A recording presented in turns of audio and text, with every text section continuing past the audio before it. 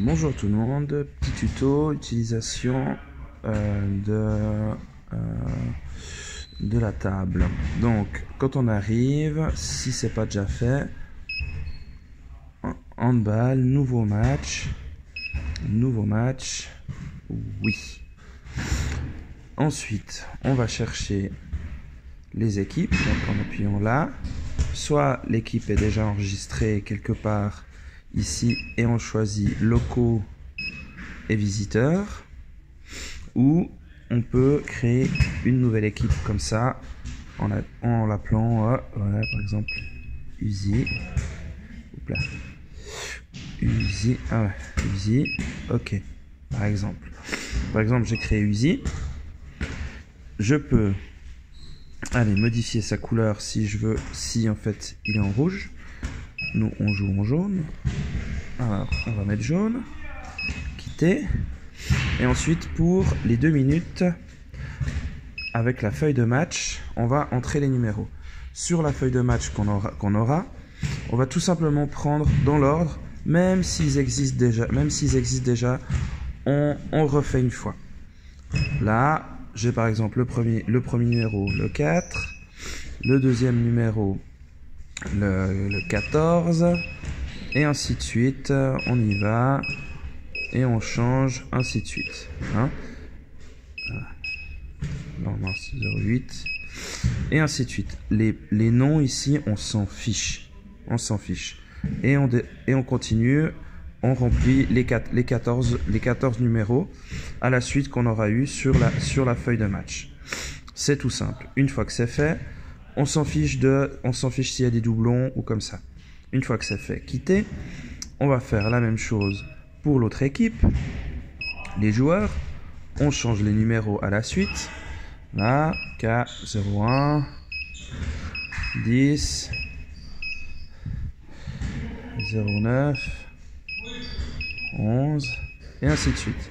Et là, voilà. Vous voyez, le 9, par exemple, il est en double, mais je m'en fiche. Ensuite, ça veut dire que là, avec ça, j'ai fini. Exit. J'ai mon joueur visiteur. Voilà. Je suis en première période. Je vois que mon game, il est à 30 minutes, je suis à 0-0. On est bon. Donc, quand on est en match, start, stop, rien de plus, rien de bien compliqué. Start, stop.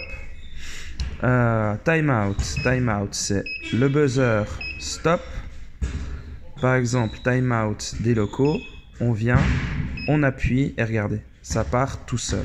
Ça va aller au bout des secondes, ça va sonner tout seul 2 fois et tout.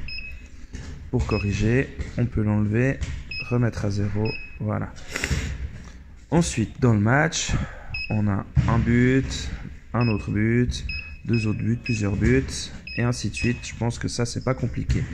Si on s'est trompé, on va là, on fait -1 ou plus 1, c'est plus facile, mais on peut venir modifier ici tout simplement dans le score.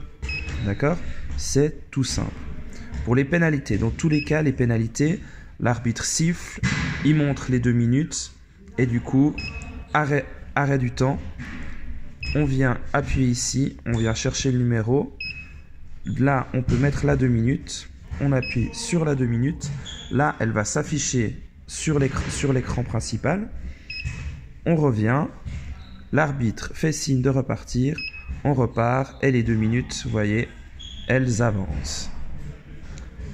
Et voilà, tout simple. Tout simplement, voilà. Ensuite, si quand on arrivera à la fin, ça s'arrêtera tout seul, ça sonne tout seul. Là, on arrive à la fin. Pour la pause, pour la mi-temps, toutes les équipes, sauf la SPL2, donc toutes les équipes, il faut venir changer ici, pause de 10 minutes, on met le start, ça part pour 10 minutes. SPL2, c'est une petite spécialité. La SPL2, c'est 15 minutes de pause. Donc, on vient mettre 15 minutes, on fait partir 15 minutes, ça va tourner 15 minutes. D'accord? Tout simple.